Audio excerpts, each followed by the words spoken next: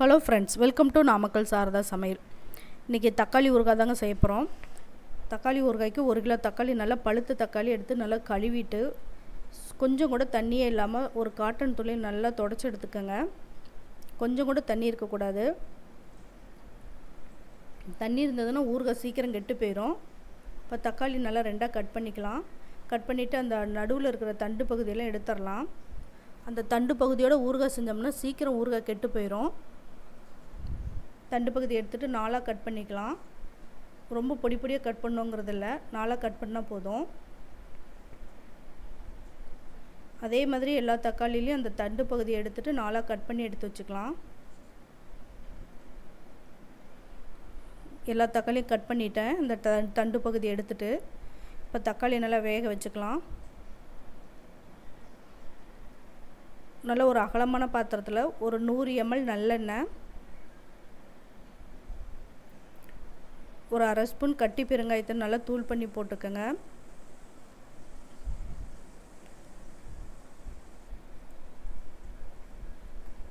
கட்டி பெருங்காயம் நல்லா பொரிஞ்சதையும் ஒரு 20 பல் பூண்டை நல்லா ஒரு 2 நிமிஷம் வணக்கி விட்டுக்கோங்க.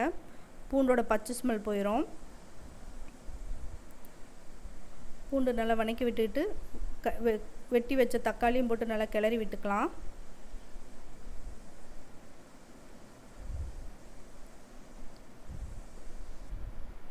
நல்லா கிளறி விட்டுட்டு 2 டேபிள் ஸ்பூன் வரமிளகாய் தூள்,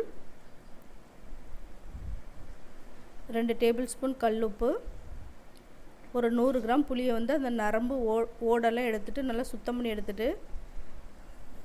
பண்ணி போட்டுக்கோங்க. புளி கரைச்சி ஊற்றணும்னா அந்த தண்ணி இருந்தால் கூட சீக்கிரம் ஊறுகாய் கெட்டு போயிடும். அதனால் நம்ம அந்த ஓடு நரம்பெல்லாம் எடுத்துகிட்டு இந்த மாதிரி போட்டு கிளறிக்கிங்க. ஊறுகாய் நல்லா 4 பட்டு வரும் நமக்கு. உப்பு, மிளகாய்த்தூள், புளியெல்லாம் போட்டு நல்லா கிளறி விட்டு நல்லா குழஞ்சி வெந்து வர வரைக்கும் வேக வைக்கலாம். அந்த தக்காளியில் இருக்கிற தண்ணியெல்லாம் நல்லா வெந்துடணும். நல்லா குழஞ்சி இந்த அளவுக்கு வெந்து வந்துடணும். இது நல்லா ஆறுனதையும் ஒரு மிக்ஸி ஜாரில் பேஸ்ட் மாதிரி அரைச்சி எடுத்துகிட்டு வந்துடலாம். இப்போ ஒரு பேனில் 1 டேபிள் ஸ்பூன் வெந்தயம், 1 டேபிள் ஸ்பூன் கடுகு போட்டு நல்லா பொன்னிறமாக நல்லா பொரிஞ்சு வர வரைக்கும் வறுத்து எடுத்துக்கலாம். இந்த பொடி தான் ஊறுகாய்க்கு நல்ல ஒரு வாசனையை தரும். நல்லா லோ ஃப்ளேம்லேயே வச்சுட்டு வறுத்துக்கங்க.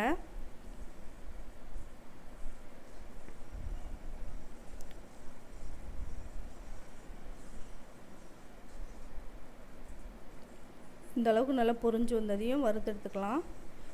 பொரிஞ்சதையும் நம்ம ஒரு தட்டில் மாற்றி வச்சுக்கலாம். அதே பாத்திரத்தில் இருந்தோம்னா நமக்கு சீக்கிரம் கரிஞ்சிரும்.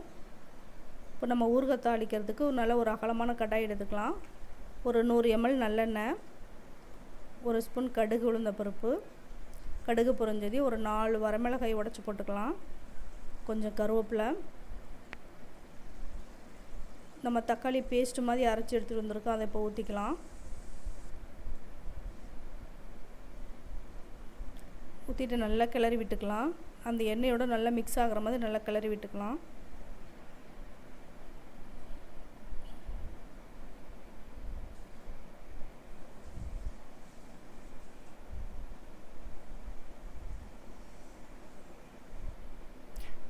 நல்லா கலந்து விட்டுட்டு வெந்தயம், கடுகு நல்லா வறுத்து பொடி பண்ணதை எல்லாத்தையும் போட்டுக்கலாம். 1 கிலோ தக்காளிக்கு 1 டேபிள் ஸ்பூன் கடுகு, வெந்தயம் கரெக்டாக இருக்கும். எல்லா பொடியும் போட்டு கலந்துக்கலாம்.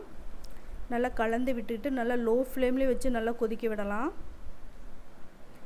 இப்போ இந்த புளி காரத்தை பேலன்ஸ் பண்ணுறதுக்காக சின்னதாக ஒரு துண்டு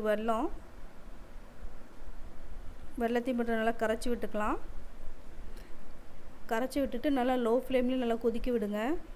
பாருங்கள், அந்த பபுள்ஸில் எண்ணெயெல்லாம் வெளியே வருது பாருங்கள்.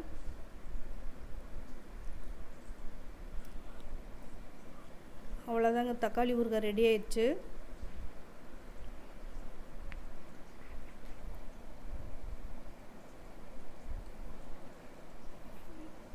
இதனால ஒரு ட்ராவலிங்க்கு, ஒரு ஆஃபீஸ் போகிறவங்களுக்கு இந்த மாதிரி தக்காளி மலிவாக இருக்கும்போது செஞ்சு வச்சுக்கிட்டா ரொம்ப யூஸ்ஃபுல்லாக இருக்கும். இது சப்பாத்தி, தோசை, இட்லி, சாதத்துக்கு நல்ல காம்பினேஷனாகவும் இருக்கும். நல்லா எண்ணெய் பிரிஞ்சு வந்துருச்சு. நல்லா கிளறி விட்டு நல்லா ஸ்டவ் ஆஃப் பண்ணிடலாம்.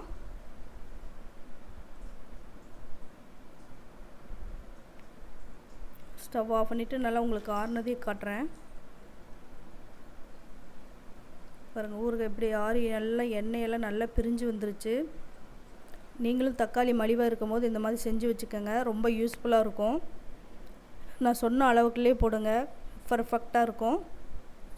இந்த வீடியோ உங்களுக்கு பிடிச்சிருந்ததுன்னா நாமக்கல் சாரதா சமையலுக்கு லைக் பண்ணுங்கள், ஷேர் பண்ணுங்கள், கமெண்ட் பண்ணுங்கள், மறக்காமல் சப்ஸ்கிரைப் பண்ணுங்கள். தேங்க்யூ.